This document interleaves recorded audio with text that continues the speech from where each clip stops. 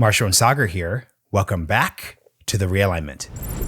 Hey guys, welcome back to the show. This is our weekly or bi-weekly, depending on how the vibe is, discussion episode where Saagar and I go back and forth on the issues of the day, reflect on the shows, and do all that good stuff. A quick plug we want to launch this episode with the Supercast subscription that we launched in April. Huge news. We are closing out Q1. Basically, because this is airing on Friday, we closed out, sorry, not Q1, but Q2 yesterday, and we brought in way more money than we were initially projecting.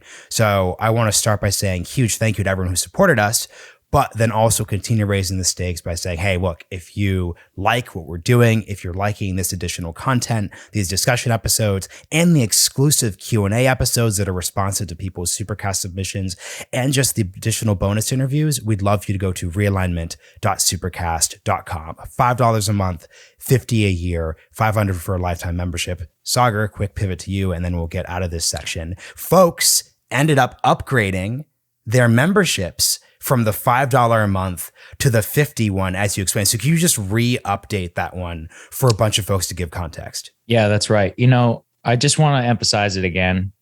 Cash flow, both from a fees perspective, as in the amount we pay and you pay, is higher when you're monthly. Number two, it's just easier whenever the cash is locked in. We want to buy the Realignment domain name, as we talked about. Like I said, we will not pay more than what it was before we had already gone ahead and announced it. But anybody who listens to this who's a business owner needs to understand what it means to have cash realized versus cash promised, both in terms of projections, planning, and production. So realized cash is the easiest thing in the world in order to deal with. You can ask any Fortune 500 CEO and others what uncertainty can do to your business and what it also means in terms of what you spend. So if you can help us, if you upgrade from monthly to yearly, it is just so much easier. And it's also cheaper for you. That's part of the reason why the discount is on there, because the time value of that money is such that we're willing to discount it and make it so that we can realize it right now and then use that money for planning purposes. Anyway, I always enjoy telling people exactly how these businesses run and how to understand what it means whenever you have these things certain set up and the real life implications for the choices that we get to make whenever we do that. 100%. So once again, that's realignment.supercast.com, or you can click the link at the top of the show notes. Help us get Q3, basically running from July to late September 2022, off to a great start today. On to the actual discussion. Let's start with the optimistic bit here. Run of show. We're going to talk about Mark Andreessen. We're going to talk about Catherine Boyle. We're then going to get into Roe v. Wade, which, as we have said multiple times, we are not hot on bringing this specific issue into the show. It really, it's a hard one to deal with, but it's important to be responsive to the moment we're in. And we think this is a really defining issue. We're going to talk about NATO, and then we're going to pivot to Saagar's rather spicy takes on Europe and being canceled by Europe. Business professional wear when you are a head of state of a country and not merely a wannabe billionaire cosplaying as a chill dude. I'm giving away my perspective on whether or not people should be wearing ties and suits properly when they are representing their countries at G7 meetings. On to Mark Andreessen. Saagar, I would love to just get your reaction, especially to the building section of the conversation. You weren't there for Catherine Boyle. I'll add in that part on American Dynamism, but let's just get your reaction to this. Yeah, I really loved, especially Mark's highlighting of that website. WTF happened in 1971. Highly recommend everybody go and check it out. Kind of the first time I was ever got to experience this type of thought was I went to a talk by Peter Thiel back in 2019, where he really riffed on exactly the same thing, which is that 1971 was the year where we abandoned industrialization. It's the last time that any human being visited interplanetary space, as opposed to just going around and hanging out in Earth's orbit. It's the last time that we really saw any legitimate dynamism in the real world. And stagnation from that point on has bled both into the culture, into industry, and directed towards government regulation and just the inability to really accomplish things right here, which are really coming to bite us in the ass, something we talk about a lot here on the show. So I thought that was personally Mark's best, what struck me about it is that he just articulated it in such a perfect way as to the structural problems that underlie American society that can actually explain everything. It's like, oh, why don't we have enough oil? Easy. When's the last time a refinery was built? The 1970s. Oh, why haven't we had any, even nuclear? It's depressing that we are talking about cutting edge energy tech, cutting edge green tech. It was invented in the 50s. Jimmy Carter is 90 something years old. He helped invent, mobile nuclear technology. That it's like, what are we doing? If you consider like the show, the movie, what was it? Back to the Future. It's like what they thought 2050, that was conceivable in 1985. That was, think about how they really thought about what technological progress was going to be. And the modern version is just so depressing. So anyway, I really enjoyed that podcast. It really recaptures like the spirit of America that I would like to see come back. And I think he really understands what's going on right now. Yeah, I mean, this won't shock people, but we put out Mark Andreessen and then Catherine Boyle on American Dynamism in the same week for a reason. I think that this is really the center point of conflict in American politics moving forward. There's obviously this huge culture war battle that clearly, because of this decision, is going to go on for the foreseeable future. But that is happening on top of an America that seems to be foundationally broken when it goes to the points you're talking about. So what American Dynamism, at least rhetorically, because look, obviously Catherine and Mark are VCs, they want to make money, but so there's going to be a degree of audience skepticism there. But I think folks should really focus on the rhetoric and the opportunity. I talked about this with Catherine, but I just don't understand why someone like Pete Buttigieg, regardless of your thoughts on Pete, he's Secretary of Transportation, and everything from the infrastructure issues to batteries, electric vehicles, energy, all these different issues like really hit at that point. I don't understand why he isn't using this sort of rhetoric around building, especially given the fact that so much of the height of 20th century American liberalism is the Hoover Dam. Ironically enough, obviously, it's, Eisenhower's putting in place the highway system, but that's happening as Eisenhower is responding to this Cold War period, to this peace with the big American state. That's what the right was doing in the 1950s with these big ambitious projects. So there's an opportunity there that I think almost anyone could get on. And especially given the fact there's this conversation around, wait, our supply chains don't work. Wait a second, like we don't seem to be able to build things here. Wait a second, how do we not have baby formula properly? I mean, people sent us this in. One of the factories that got reopened had another issue, so it then temporarily closed again. It just seems to me so obvious. And I'm just genuinely curious why this just hasn't translated. I think this probably just comes into the fact that American politics right now is going to suffer a degree of lag time. So eventually you're going to see American politicians.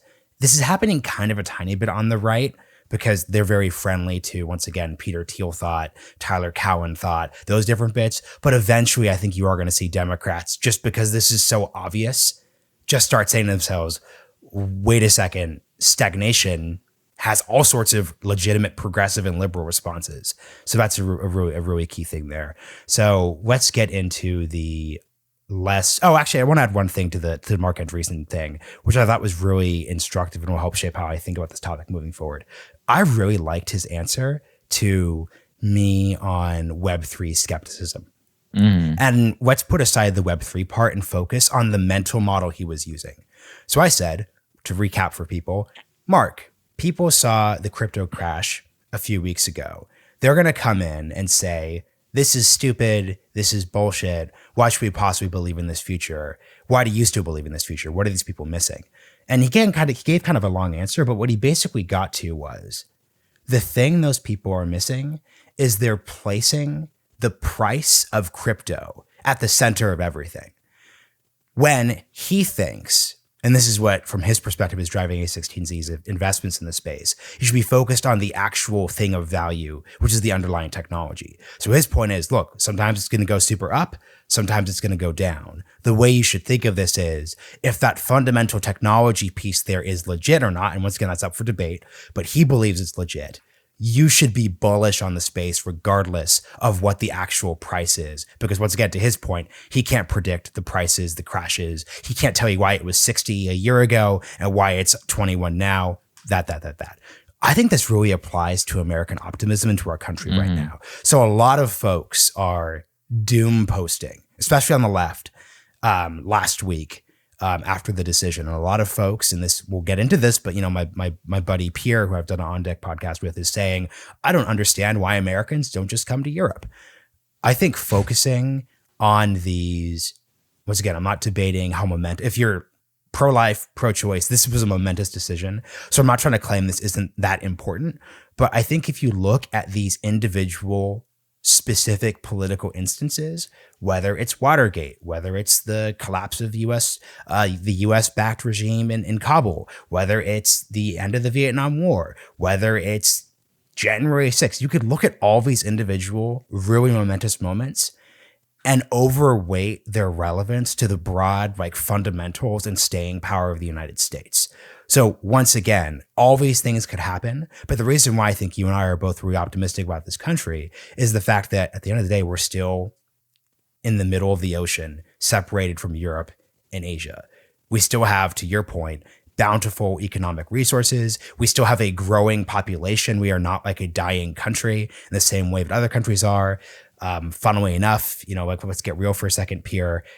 This will make more sense later in the episode, but it's not Americans who are desperately trying to move to Europe. It's people around the world who are desperately trying to move to America. Those are fundamental strengths. And I think those are what one should weight the American project around, not these specific real instances. 2008 financial crisis, man, that is huge. That is devastating. But to look at that and say, okay, America's doomed is just as, I think, unintellectually serious as saying, well, the Great Depression, Hitler, Stalin, Mussolini, they're really making these moves in the 1930s. America is doomed. And plenty of people did this. This was my whole episode about JFK and Joseph P. Kennedy that folks got a lot from. But I'm curious what your response to that is. Yeah, I completely agree. I mean, look, we have on, I don't know, at the same, it's hard. I just understand historical cyclical waves, the way it works. Innovation and progress comes all at once within like a decade, and then things will stagnate for like 50 years. I think we're in that 50-year stagnation. I think that the old order is breaking. I think a lot of the establishment figures and more, and the underlying tools in order to circumvent there exists. And I think that one of the things I always try to emphasize to people is that change does not just happen overnight. I mean, if you consider the invention of the personal computer to the internet, we are in a genuine revolution, which revolutionized, yes, certain industries, but also revolutionized the way that we all live. And that grappling with that and its broader effect on our ability to pursue and circumvent the way that things used to be, it's not just going to happen overnight in the way that it was easy to kill like newspaper advertising. Like in a way, the lowest hanging fruit, yes, has been demolished, but now I think is the fun part. Or at least I hope so, in terms of reading about like major macro societal change. Yeah, the real issue is, and this is where it gets tough. It's to your point, this takes time. A lot of people who we respect, and we always talk about this, we need to have the author of The Age of Acrimony on, a book we really recommend. If you're in the year, and this is, by the way, why we spent so much time focusing on the 1880s to 1920s of Mark Andreessen.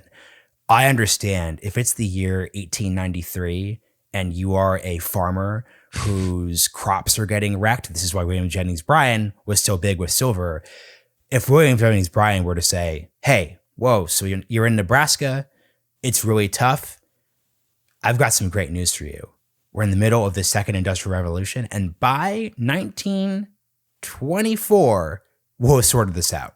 That's a really shitty answer. So this isn't a political case. This isn't this is why whoever's feeling despair right now should just be totally chill and stop freaking out. Once again, left, right, and center. I think all ideologies have their own version of this. The point is simply that, once again, focus on those fundamentals, and we think those fundamentals are there, and this is going to be a big theme for the show moving forward. So, okay, let's get to the real newsy item then, obviously, which is the Roe v. Wade overturn. I'll start this one off just by discussing like the macro politics here. So, folks who've listened to the show and have studied the conservative movement know that a good way of understanding the conservative movement is through three different lenses. One is just like foreign policy. The modern American right comes about as a response to the Cold War, and there's always debates over rollback and detente and isolationism. Do we get involved internationally? That's a huge part of the Republican stool. that's responding to Harry Truman and those different bits, especially in the 50s.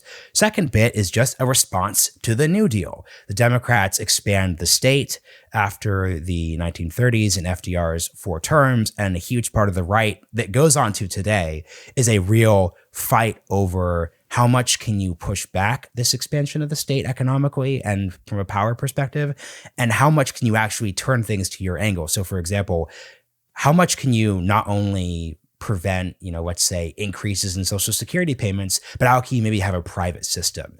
The debate over accommodation versus taking us back to what was before. But the third part has been the courts. This is the really defining era. So once again, 1930s for economics, 1950s for foreign policy with the Cold War, and then this 1960s to 1970s period where you had what will probably be the most liberal court in our lifetimes. I mean, I'm named after Thurgood Marshall, first Black Supreme Court justice. He was appointed during this period. This court lays down a bunch of court cases that decisions, everything from Loving v. Virginia, interracial marriage, to Griswold v. Connecticut, which has to do with contraception and privacy, to Roe v. Wade, Miranda rights, affirmative action cases. Like, this is this huge liberal period. And for the past 50 years, you have had a conservative movement that has very concertedly and then increasingly aggressively sought to push back on that 1960s to 1970s liberal court. And we are now at the point where I think it's fair to say, given the fact that Republicans have 6 seats on the court, we are clearly at a time where that liberal period from the 60s to 70s is effectively over. And we are realigning. This isn't a realignment, but this is just generally a vibe shift. We are shifting to a political moment where our politics are no longer going to be defined by the 60s and 70s court, but it's going to be defined by the 2020s court. Now that there's a Republican majority. And I just think basically no one is ready for this. I think the left has just really, and I don't mean like serious legal people.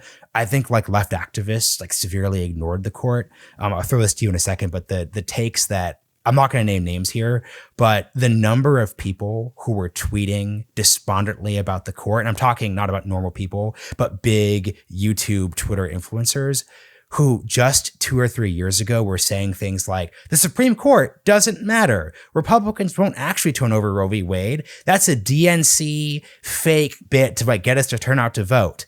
The parties are the same. Like, I keep harping on this point because I'll name a name, Nina Turner. Nina freaking Turner, failed congressional candidate, is now going around talking about how we need to blow up the court and expand everything. Just 2 years ago, she was basically pretending none of these things were issues. So like now that has changed, we're going to have this real valence shift where the question for the left is going to be, okay, the liberal courts are over.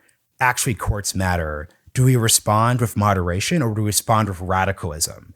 I don't mean radicalism in terms of like violence. So like that's an actual topic. I mean, okay, do we have to expand the court? Do we have to abolish the filibuster? What are the stakes there? But I'm curious what your top framing is. Yeah, I actually been talking about this on Breaking Points, which is that to me, what actually strikes the liberal response is it actually does feel like, especially establishment liberalism appears to have been living under a rock, because the Federalist Society and the conservative legal movement has been very transparent about their goals for the last 45 years. And they're actually, if you consider it, there is no really, I mean this, there is no plan by like the center left whenever it comes to either reclaiming the court, changing jurisprudence, coming up with a legal strategy, coming up with a framework, creating their own version of a Federalist Society in order to either turn this back. And I think that actually is what is feeding much of the cynicism and the, how else would you put it? The radicalism, even really, Marshall, of what we're talking about, which is that the radicalism actually does appear to be the only option which is even floated within the discourse, which is making it a default option for a lot of people. So I actually do bring this back to another failure by the center left to either articulate their goals properly or to at least articulate a framework and a strategy in response. And so if I was one of these people who cared a lot about abortion, it was like the only thing. I mean, what have you been doing all day? Actually, a friend pointed something out, which was really interesting to me, which is that the head of Planned Parenthood in her response to Roe versus Wade, she was Skyping in from a hotel room. I know that doesn't seem that important, but it's like, wait, were you not planning? Like, you didn't have like a full media strategy on this? Like, why weren't you in your office? Why was there not like a full scale plan? Here's the executive action President Biden could sign tomorrow. There just seems to be a tremendous amount of impotence on their part. I think it is due to a significant amount of arrogance, which is that they just did not anticipate that this would actually happen, even though it was very clear months and months ago. Frankly, I mean, the day Amy Coney Barrett got on the court, like, it was over. That's, this also points back to Ruth Bader Ginsburg. I mean, look, her arrogance is the only reason this happened. If she had retired and let Obama replace her, then it would have been a 5-4 decision. And the law of the land would currently be, as Roberts articulated, a 15-week Dobbs style ban. Like, Can I it would interrupt not real be. quick Yeah, go to ahead. give context, because people are going to respond with this. We're being very precise when we say retired. She could have retired before Republicans took over the Senate in 2014. People told her to. That's because people are like, Mitch McConnell would have done what he did to Merrick Garland. Oh, there would was this specific window after Obama won re-election, like for basically 2013, 2014, where it could have been done. But sorry, go on. It's just it's just important to like preempt people who are like, well, there was no choice. Like, no, there actually was like a very it's simple. choice. She actually said it too. She wanted to wait for Hillary. It's like, okay, fine. Well, how did that work out for you? And then she died under Trump, and her seat getting taken by Amy Coney Barrett is the reason that Roe versus Wade was overturned. No ifs, ands, or buts. It's literally it. If it was a 5-4 court and Roberts was the swing vote, he literally wrote that he would have just codified the 15-week Dobbs style ban, and we'd basically be living with European style abortion laws, and it would be legal in every single state. And because of that, now we're living in complete and total chaos. Anyway, look, I just think that it's important for people to understand that. And that's why I do have some sympathy for a lot of the people who are pushing the radicals, because they're like, what else is our option? Like, the center left gives us nothing. I mean, even currently, they're like, oh, vote for the Senate. It's like, well, what's the plan? Like, what are you going to do? This is another point that's been brought up by a lot of moderates. They're so extreme, the groups are, on abortion, that they will not allow for a vote on anything except the complete codification of Roe versus Wade. There's not 60 votes for that. You know what? I bet you there are 60 votes for, Marshall. And if there's not, they should actually talk about it. Exceptions to the life of the mother. You could pass that probably tomorrow, if you wanted to, through the Senate. But a lot of these liberal abortion groups are like, no, Roe or bust. And it's like, well, what do you actually care about? And is that even politically possible? I mean, the only person, and I hate to give credit to, is Elizabeth Warren, who is like, hey, here's the plan. We need Wisconsin and Pennsylvania to go blue. And then we have enough votes in the Democratic caucus in order to end the filibuster for Roe versus Wade. And then we're going to pass it. I think that has a lot of problems because, Republicans could win also not that long ago, and then they might pass. I don't think they would actually pass a national abortion ban, but hey, who knows? Wait, it's question. Possible. Yeah. Why don't you think that? I don't think, because there's not more than 50 members that, as far as I know, support a national abortion ban. I don't even think they could get more than like 25 votes for it, to be honest. But look, I mean, do you want to leave that up for chance? Like, I don't know. Well, no, thanks for clarifying that, because I think this actually gets into a really interesting point of debate. And this is part of the broader vibe shift here, which is the real question. I wrote this down in the script here. I think the real question for Republicans right now, and this is what's going to define the politics of this decade. You and I have been very clear about this. I do not think, actually, it's been interesting though. Like there has been a bit of a polling shift towards Democrats. So it's not big time. That's right. Well, we don't know. So it's but there's been put all the caveats. There's definitely been more of a polling shift than people expected, ourselves included. That said, this polling shift, no matter what happens, is not going to be big enough to give Democrats the midterms. But I think this is going to play into that. The real questions for Republicans now is, do things stay as they are? Or are they going to go even further? Because once again, the reason why you clarified what you're saying, so I don't actually even disagree with you on there not being enough votes to pass a national ban. But like that being said, I don't see how Republicans, given the seriousness of the pro-life movement around this issue, can stand even the post-Roe status quo, where there are a bunch of liberal states with liberal governors who are saying we are going to make these states like very safe for abortion. We're going to subsidize people who are going to come out to them, all those different bits. And, there are a bunch of people who are saying like, oh, like Republicans aren't going to do it. But like, once again, Mike Pence is talking about, and once again, he didn't mean national legislation. That got sort of garbled in Maggie Haberman's initial tweet. But he says, look, like Republicans should seek to make abortion illegal across the entire country in state legislatures. And if that path is pursued, I think that is the path that frankly just leads to disaster for Republicans. Because once again, it's really funny. You have all these people who are saying like, oh, like all these libs are like misexplaining this case because all this case does is like return it to the states. The point was, under Roe v. Wade, whether you support it or disagree with it, the point was that at a core level, abortion was not a question, was up for vote. Now, Saagar, once again, because, the Second Amendment is in the Constitution, this is a little different. But if you are a liberal justice, you believe that that abortion was in the Constitution because of the right to privacy. So let's just keep the metaphor that way.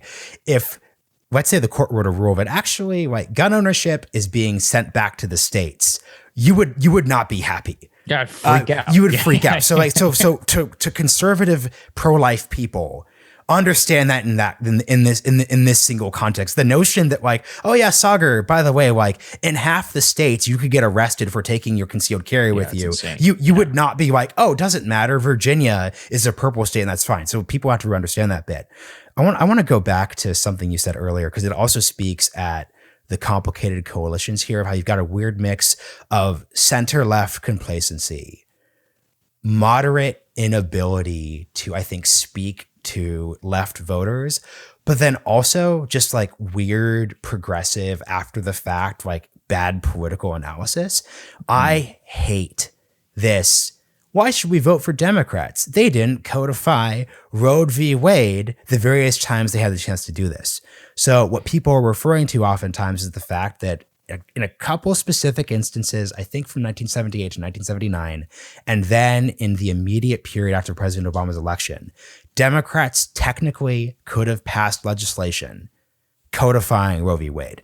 Now, by the way, I don't even know what that really means because as you actually understanding how the political system works, you will know that what would have happened if Democrats passed legislation saying abortion is legal now and forever, Republicans still would have won the midterms in 2010.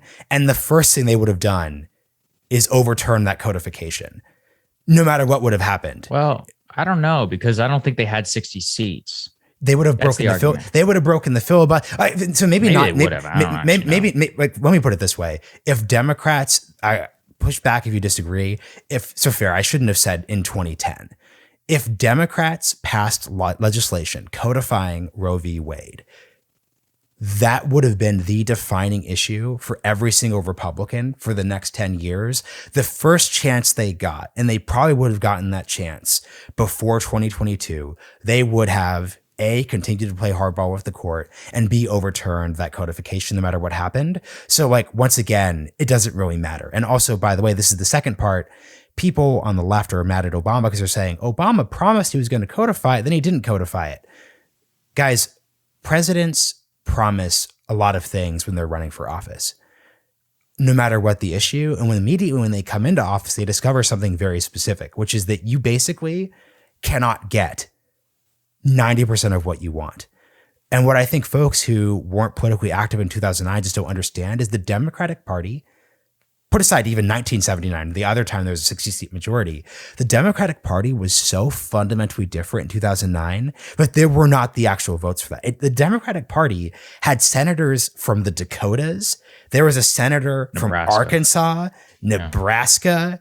It was such a fundamentally different Democratic Party. I mean, the Democrats like won huge number of southern states in the 1990s. That was really the last era of these blue dog, operationally not like, I'm not going to say they're Republicans because like they weren't Republicans. A lot of them voted for the Affordable Care Act and they voted for the economic stimulus bill. But on socio-cultural issues, they were way more conservative. So to anyone who is just like, and once again, I'm not here to defend Obama because I think he has not aged well on a couple different levels. But to anyone whose reaction to this court case is, wow, Obama sucks, he should have passed this bill, go to Wikipedia right now, look at the senators in the Democratic Party in 2009 and look at what states they represented and ask yourself, would this person have voted to make Roe v. Wade at a level that everyone could have agreed with the law of the land? Because to your point, Saagar, this is actually, dude, super good point. This isn't just the question of, do we codify Roe v. Wade? Are we codifying that you could get abortions up until month 8? Are we codifying that it's 15 weeks? There is just no way that you could have politically done the math at any point in the Democratic Party's history to really do that. So this is also a real issue because of the fact that and this is where once again we'll be sympathetic to more radical people, it would be easier for moderates and centrists to say what I just said if they had done the back end work that you had talked about. That's what I was just going to say, which is I think the reason that people latch onto it is because it's not only an identifiable failure, but it's like, well, then what else? You know, it's like, well, what else are you doing? This is the part I am really sympathetic to. Like everyone in the entire conservative world knew the plan. Everyone for the last 40 years, it's out in the open. They literally write about it in op-eds. And instead, they're like either promising on codifying Roe versus Wade. I mean, look, I just think at the end of the day, and this is what I said to Crystal when she was talking about like packing the court and stuff. I was like, look, none of this shit matters unless you actually win. So you should just focus on that. So like that is the key to accomplishing your political goals is winning office. And if you can't do that, then it doesn't matter. And so make your case, get the votes, and from that point forward, then you can try and make it a permanent part of American life. Or sure, I mean, the only reason why I don't think that they would push back is I'm not sure if they would undo Roe versus Wade, because there are more pro-choice Republicans than there are pro-life Democrats whenever it comes to legislators, specifically in the Senate. And also, even if they did, anyway, I think 15 week is honestly the kind of the median of America. From what I've seen, 87% of Americans support being able to have an abortion in some form. I mean, that at that level of not popularity, at that level of support, it's going to manifest in the political system somehow. So I don't know how it turns out. And this takes us to Clarence Thomas, for whatever reason, decided. Why? This is not reason. Like he believed. This is the thing. He believes it. Yeah. Like just take him seriously. So the thing is, in his concurrence, Clarence Thomas wrote that from an originalist perspective, that is his judicial philosophy, Roe v. Wade was a incorrect decision. And he also thinks there are a variety of other incorrect decisions. That includes Griswold v. Connecticut, which was the one which made it, which overturned state laws against contraception. He referenced Obergefell, which gave us gay marriage across the country. This goes to your point, Saagar, about this all being out in the open, this all being very clear. And a lot of Republicans really groaned when he stated this so directly, because what this is all doing is this is basically just very clearly reintroducing stakes, quote unquote, to American politics. And by the way, like before people just say like, oh, it's just Clarence Thomas being Clarence Thomas. Like once again, like, you know, Blake Masters, he's in the lead in Arizona. He has the Teal money. He got the Trump endorsement. He specifically said he's only going to appoint justices or vote for justices who say they will overturn Griswold v. Connecticut. Yes. Obviously, if you overturn Griswold v. Connecticut, unless there's like a weird state law that's still on the books and hasn't been clarified, you couldn't overturn. Overturning Griswold v. Connecticut wouldn't lead to a world where all the states just ban. Why does he say that? I actually want to know. Because they think because once again, like, let's get real for a second. Like I'm not going to pretend to be in. I need more evidence for what is in the back of my mind. But when we just give things I just know based off of evidence, it's what Clarence Thomas said. They think these decisions were wrongly decided. And at the end, and this once again, I think this is why there's like a stakes vibe shift here. they are acting as if the court is just not a political body that needs to like. It's just like here's my perspective. We're not legal scholars. We very discernibly did not go to law school. Keep Griswold v. Connecticut.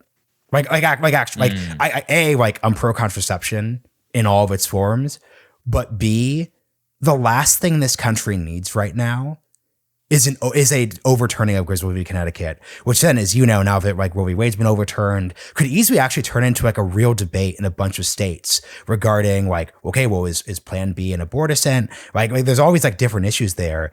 That is the last thing our country basically needs right now. And I think the real problem with my real beef with like Clarence Thomas thought and like Blake Masters thought is basically this idea that like right now, I'm not a like America's going to have a civil war poster. Like I'm really exhausted by that style of clickbait. But the country clearly has some pretty big structural and like really bad like issues. The last thing we need is someone putting out there, oh, by the way, like we may overturn gay marriage. And oh, by the way, like let's overturn right Griswold. Because once again, like if you're a normal person, that's just so like it's just kind of nerdy and technicality based.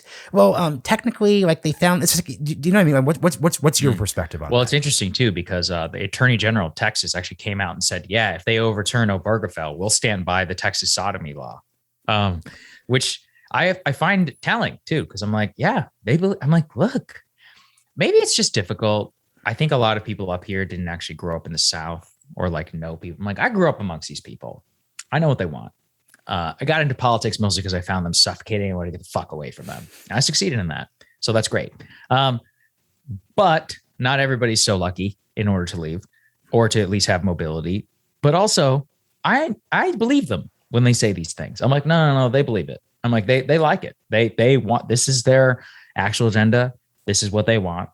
And I think that people should grapple with that.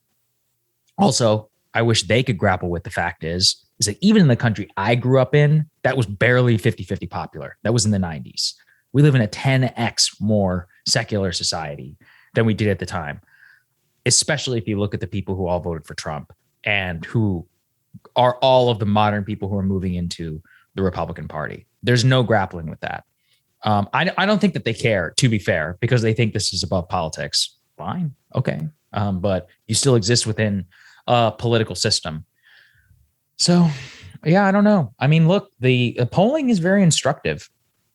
The fact that there was a bump in the generic ballot Democratic identification, that is something. Who knows how much it matters? We saw how much of that was bullshit in 2020 during the 2020 election, but it's something. It's noise in a certain direction, and it's in a direction that things weren't going before. And the way that I keep talking about it on the show is we're living in a new era. I got that from Crystal, which I love. It's not about 2022. It's about for the next 30 years, we're going to have to come to different consensus on abortion. So, for example, the Texas law is going to have like one rule. Then Alabama is going to have another. And then Mississippi is going to have another. And each one will get challenged in the court, will get thrown to the state legislature. It was going to spurn new, it's basically just a new paradigm of which there's political actors have to respond and set new, not just laws, but new policies, new flashpoints for the media. We live in a total media age. Also, for the Republican coalition, you think the evangelicals are stopping here? No, they're not. So this actually makes it very, very hard, which is Republicans are no longer just going to vote for presidents who are like, yeah, I'll appoint a SCOTUS justice who's going to overturn Roe versus Wade. Donald Trump is going to get asked about the national abortion ban. So is Ron DeSantis. Guess what side of public opinion that's on? A national abortion ban, by the way, just so people know, is less popular than defund the police. That's how fucking unpopular it is. But these people don't care. Like I said, I mean, they're ideological. They're literal theocrats. So you have to understand that this creates a whole new dynamic of the GOP coalition. I mean, Donald Trump doesn't win in 2016 without Roe versus Wade. So how is that going to affect his 2024 chances? And he knows this. He's the one who privately, this is all being reported. He's been going around. He's like, this is bad for Republicans. He called the Texas law, the 6-week ban, quote, so stupid. And he said that this will hurt amongst the suburban women who turned against him in 2020. As usual, something I like about Trump is he's just cynical and transactional. He's a much better politician than most of these actual other people in the GOP. I mean, he's the only one who actually did win in the modern era. So yeah, I think it's important to understand that. Yeah. And I think once again, the real thing here is this really, it's funny how this just, I genuinely think like this, I'm genuinely curious. Like, let me put it this way, right? Like, we said this when he tweeted this, Elon Musk tweeting that like the Democrats like went far to the left and Republicans stayed exactly the same. Like, that was a bad tweet then. Like, once again, this is just, I really, yeah, props to Christopher for just like giving that 2030 bit. I think the way we should understand American politics basically is there was the period before 2016 and there was the period from 2016 to 2022 with like COVID in between. And then there's after 2016. And then there's after basically this decision. And in the America after this decision, Elon Musk can no longer say, oh, like Democrats are the authoritarian, not vibes, not chill party. Republicans are just these Republicans in 2015 who are kind of Trumpy. Because the funny thing is, and this is my advice for folks, because I want to close on one last bit here that we got as an audience question that I want to put here because it's related to the topic. The biggest mistake people make in the political system right now is that they just don't do actual analysis. Instead, they just wish cast. Someone had a tweet where they're like, Marshall, like, what do you actually like believe about everything? Like, sometimes you're more opinionated than these discussion episodes, but during the Q&A, during the actual like interviews, it's like a little less clear. I'm putting like those thoughts together. I'll put them out like later this year because I do think that being that aggressive like hampers my ability to be an interviewer, but I think I'm going to have to be pretty direct about things. But here's something I've learned that's like a bit of a preview answer. If you're going to make analysis about our weird realigning political system right now, actually do analysis and don't just like hope that things happen. So Elon Musk, look, I think Democrats in California especially were incredibly cringe towards Elon. F you, get out, we don't need you. Joe Biden saying, oh, good luck with your moon thing. Pete Buttigieg not meeting with him at South by Southwest. Like, those are just like really dumb, like tactical political decisions. Guys, there's zero like trust and faith in politics or institutions. Assume that the guy, whether or not these companies perfectly work, assume the guy who has like a lot of Twitter followers has a company that's going into space and builds really cool electric vehicles. Assume he's more politically popular than you and don't like try to dunk on him on Twitter. Pete Buttigieg, take the meeting with him, and Joe Biden say, I really respect the work Mr. Musk is doing. I hope we can meet and reconcile. Or just don't say anything at all. Don't say, I hope he has fun of his moon thing. But like that being said, like Elon takes all those slights. And I think because he's not a very good political analyst, because he's kind of immature, he says, because I don't like these Democrats, I'm going to create this version of the Republican Party that's awesome. Because, dude, I live in Austin now. To people who know my history, I'm adopted. I'm from Houston. So I'm not actually like Texan, but like it's in the blood. I'm back in Texas. You're from Texas. You and I both know Greg Abbott met with Elon and was like, Elon, those Democrats, right? Look at us Republicans. Like, we like normal things. Our COVID policies are great. That's a pitch. It's a real pitch. It's a pitch for 2021. Elon, though, heard that pitch and very unskeptically just started wish casting a version of the Republican Party that did not exist. Because once again, Tesla's providing abortion subsidies and travel for their employees. So like, based on actions, he's obviously not like a pro-life person. It's fair to assume, and he's been silent on Twitter for a reason after this. He just created this fake version that didn't exist. And this leads into the audience question that I'd like to hear a reflection on. An audience member, Matt Zimek on Twitter, was like, Marshall, Saagar, can you guys talk about how this is presenting the opportunity for realignment of social policy in this country?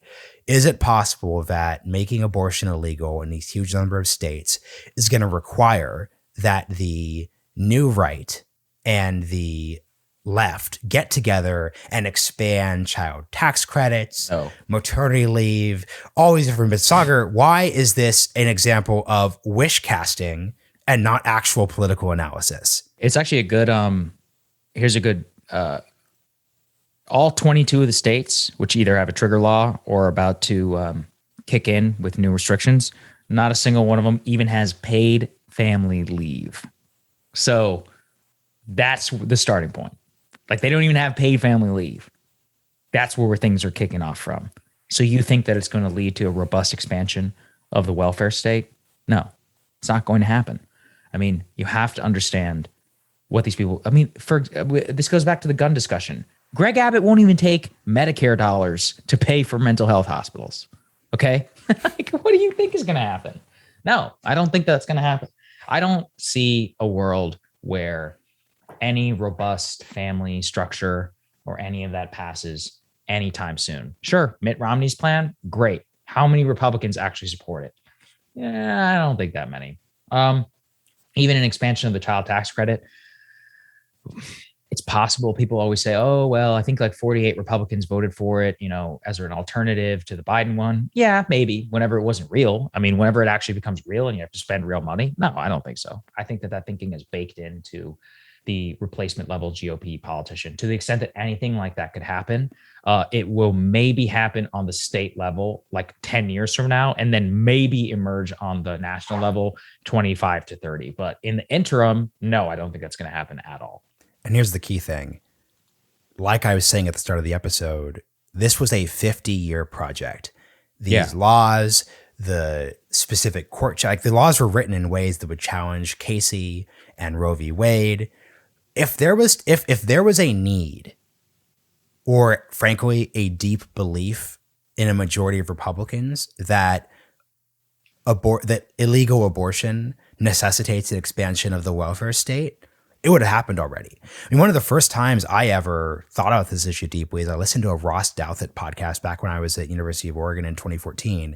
And Ross in 2014 was talking about, oh yeah, like I don't think Republicans ever really reckoned with social policy changes that may need to come in a world where Roe v. Wade is overturned. It just isn't there.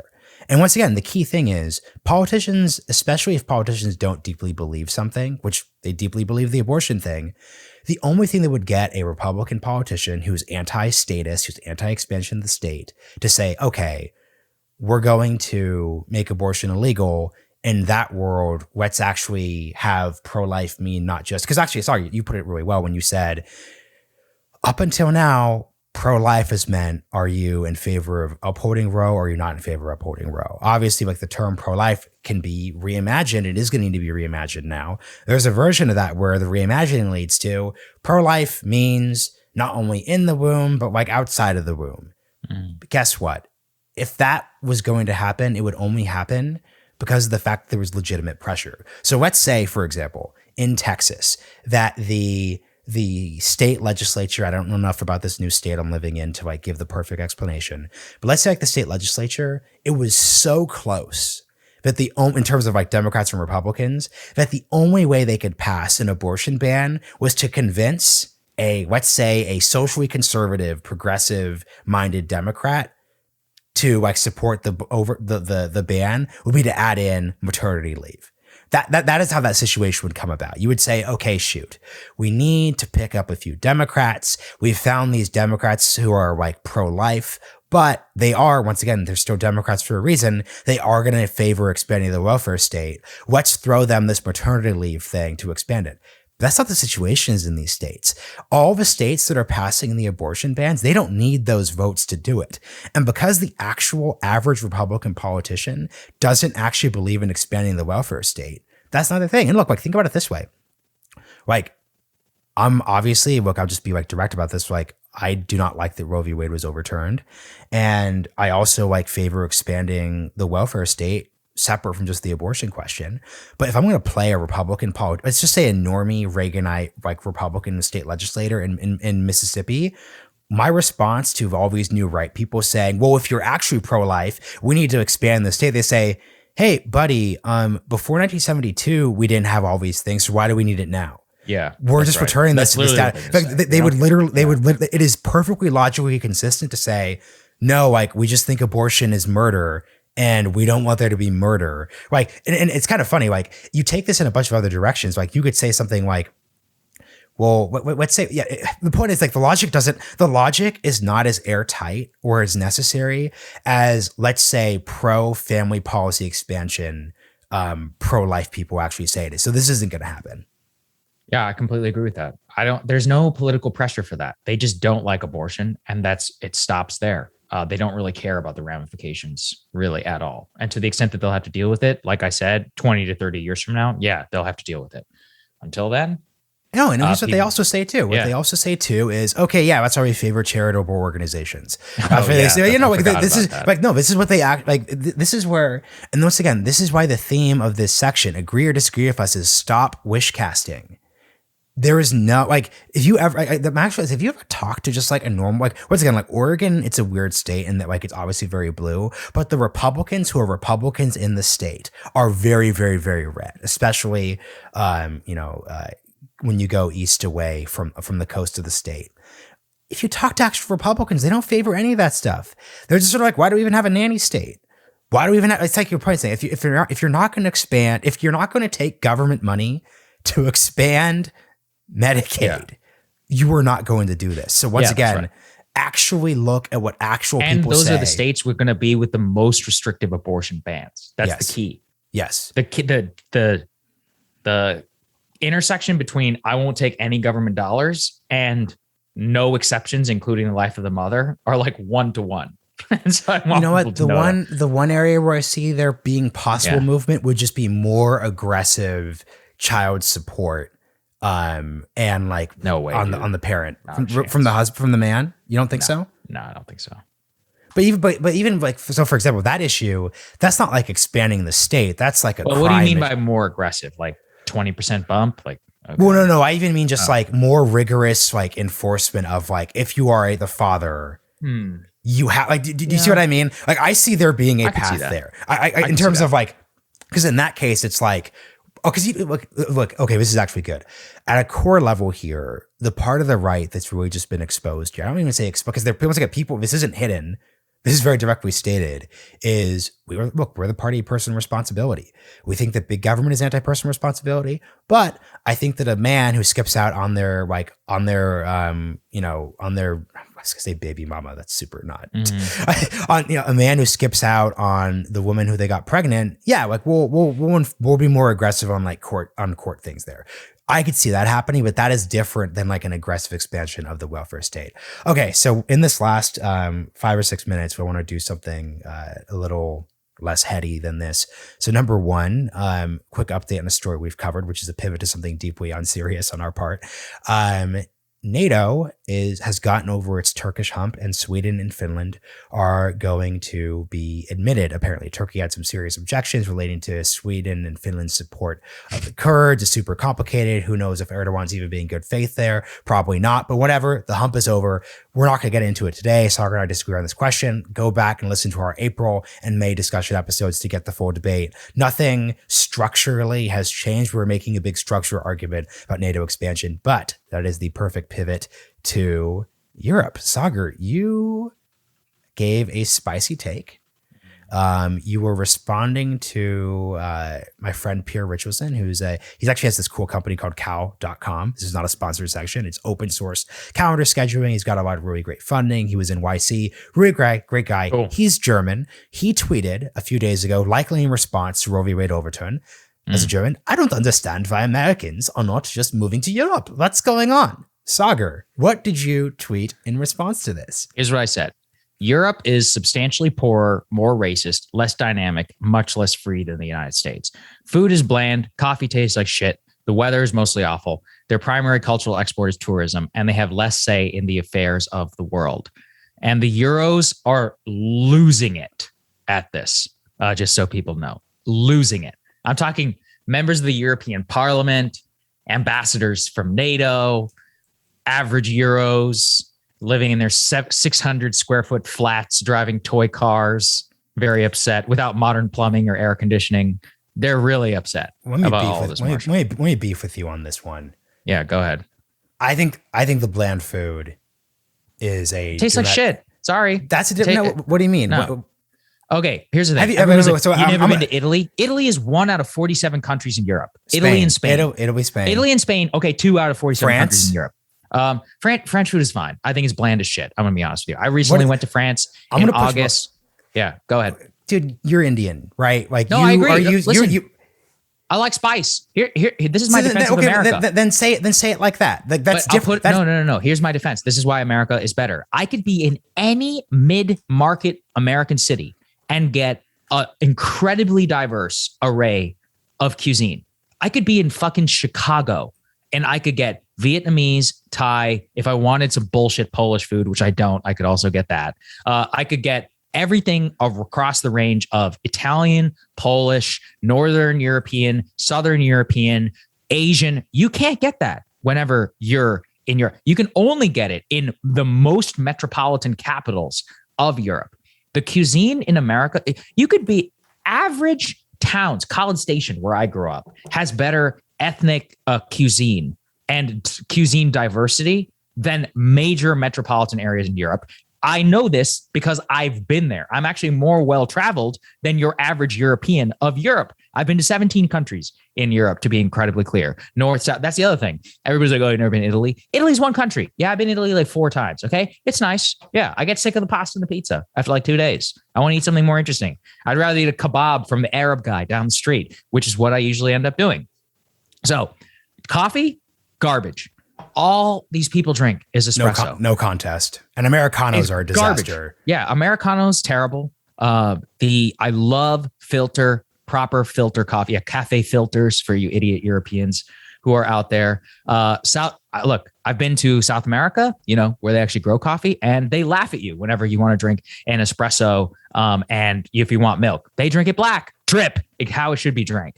So I think American coffee culture is by and the way superior. On the weather point, not even a contest. You can look at sunshine data and it shows you that Italy, which everybody is like, oh, is the best Mediterranean weather. Yeah. Italy gets as much sunshine on average as fucking Boston. I would rather slit my wrists than live in a place which got as much sunshine as Boston. That is like living in France or in, London is like living in what's that part?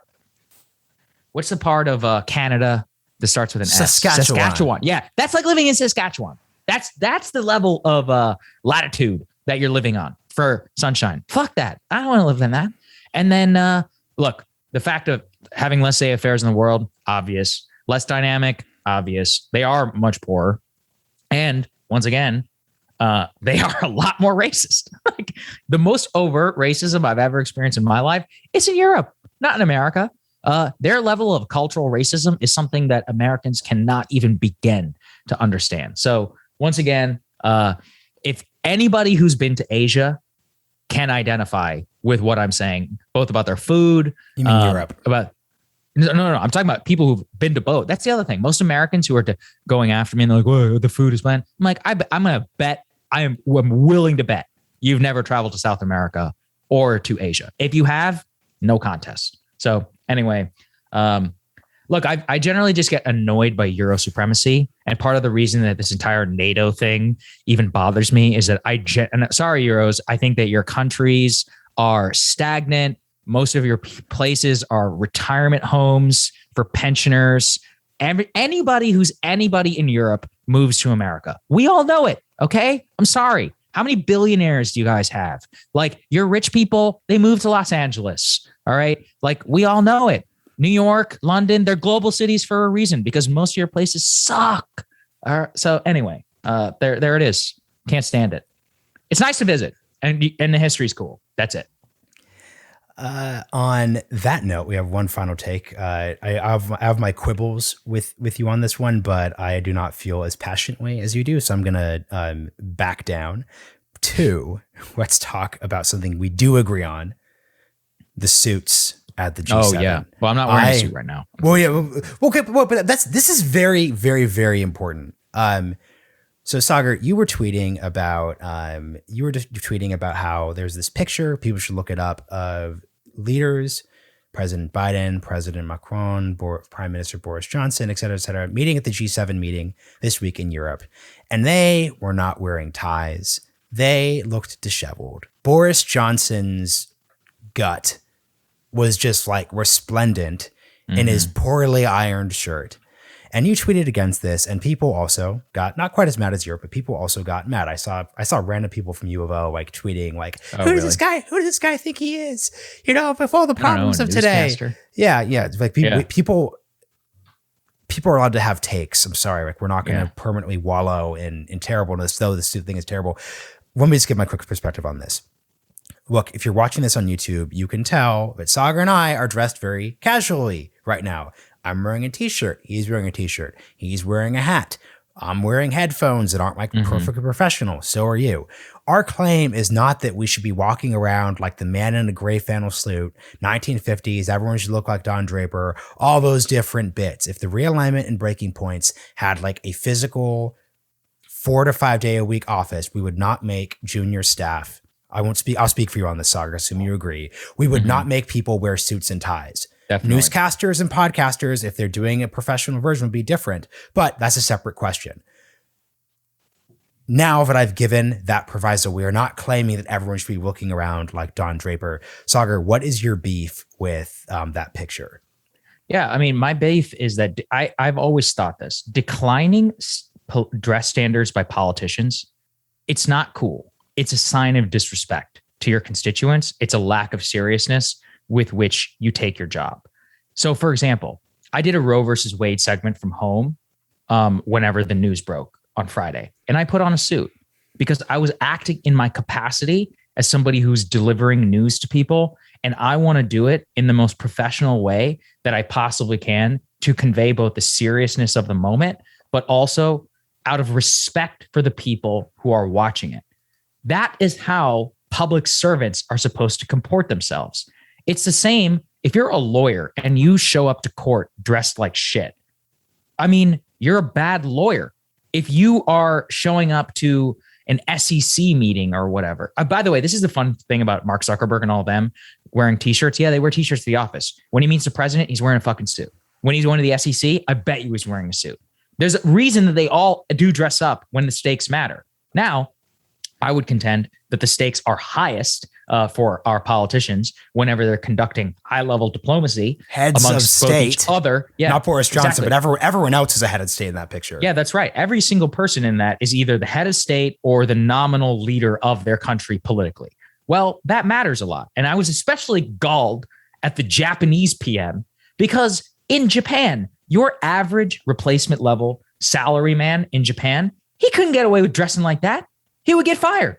It is known in their culture that they have high standards of dress and comport themselves in a professional manner in order to convey the seriousness with which they take their work. So he should, of all people, know better.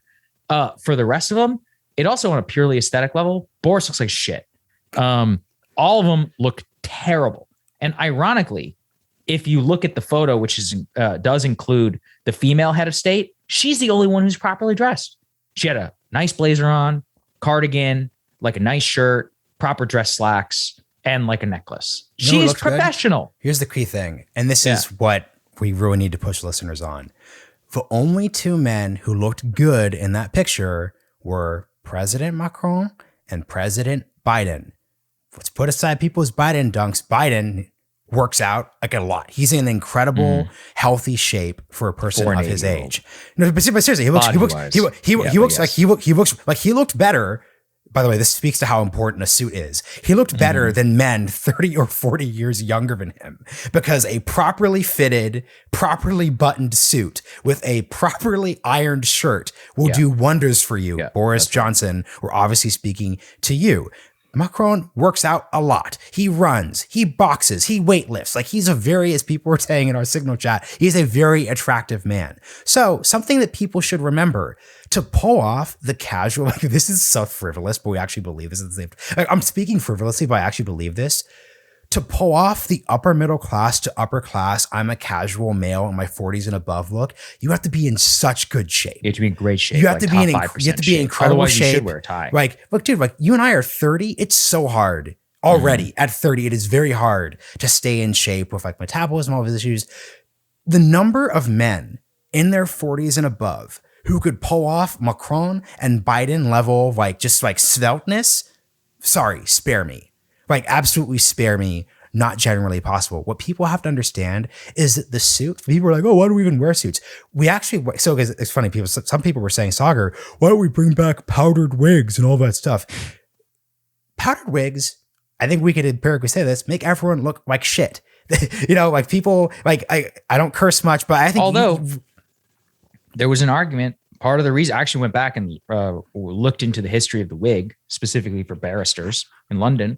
The reason was to make every barrister appear like an everyman. So they were trying to normalize the dress code in the court. And I was like, there is something to that, which is that, anyway, go ahead. Yeah, so the quick thing, so the point is like, people are basically, so like accurate, like these things don't come out of a vacuum. My key point is the reason why the suit is great and why I strongly suggest that listeners of this show, males, you buy a $200 to $300 suit, you get properly fitted. You could go to Men's Warehouse, you could go to J. Crew, you could even get it off the rack. It's pretty straightforward. A suit in the modern era physically makes you look good. Do you have sloping shoulders? Well, the suit has padding to make your shoulders look better. Like my strong like case I'll put to people who are skeptical of suits is all these people who are aggressively posting against you about the suit. I would love to get a picture of you in what you are wearing as your alternative. I promise you will look better in a suit. If you're wearing a tie, specifically if you're wearing a tie too. Even if like I'll even raise, because remember, people weren't just beefing with the ties. They were beefing with the suit. So fair. I'm just saying at a bare minimum, get a $200 to $300 suit from J. Crew. You can even spend $150. Go to J. Crew Factory, go to the outlet. You will look better than in an ill-fitting t-shirt that you probably are not working out in and following the proper diet to properly maintain. Like models and Hollywood actors are the people who could pull off that casual look. Yeah. This is just generally this. So once again, I think my critique of the 1950s and 1960s is that we probably had to wear suits too often. You and I do not need to be in suits 5 days a week. I don't need to be in a suit commuting on the subway or riding the metro back in DC. I hated, being an intern in 2014 in DC, man, like hopping on the metro and just like walking to Congress. Like it was terrible. And you can't take off your suit jacket because of the fact that you're so sweaty under it. It's disgusting. It's terrible. It's horrible.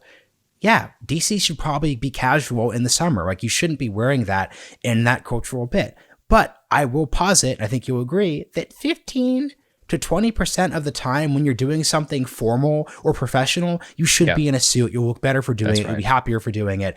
Trust me, guys. I genuinely will challenge listeners here. You guys sent me great feedback on the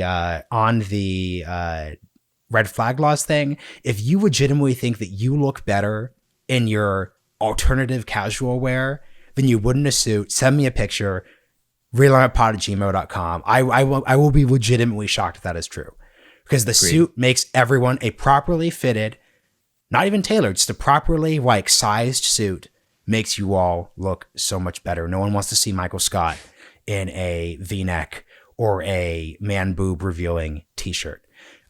With all that, this was a bit of a, once again, I like these discussion episodes because we could go like different directions, but like you and I actually feel really strongly for this. This is not on the same moral level as like the abortion issue, but like it's an important cultural debate, and like it's actually like a realignment of the way that we dress and interact with ourselves. And to your point, people shouldn't. Oh, also last thing. It's like they are faking it, by the way, too. They're not chill. That's right. Yeah. President Macron isn't a chill dude. Right. That's right. A young Frenchman called him by a very colloquial name, and he said, "Young man, I am Monsieur President." Like he's not chill. Joe Biden isn't chill. Boris Johnson is kind of chill. That's a separate. Boris Johnson's being decently authentic when he does it, but once again, we've run a 15, 20-year experience of like casual dressed.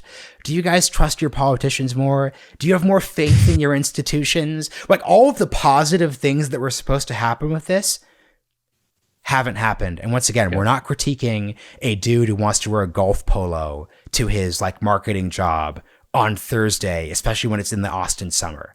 It's not our beef. Our beef is with heads of state who are lazily and in worst cases cynically saying, "Oh, we'll take off the tie and like be chill." That's the point. All right, Saagar, close us out with a Supercast plug. All right. It was great talking to all of you. Make sure that you guys go ahead and hit the realignment.supercast.com. Help us buy the domain name. Help us produce the show. If you can upgrade from monthly to yearly, as I explained at the top, really helps out. And we'll see you guys later. Realignment.supercast.com. Help us crush Q3.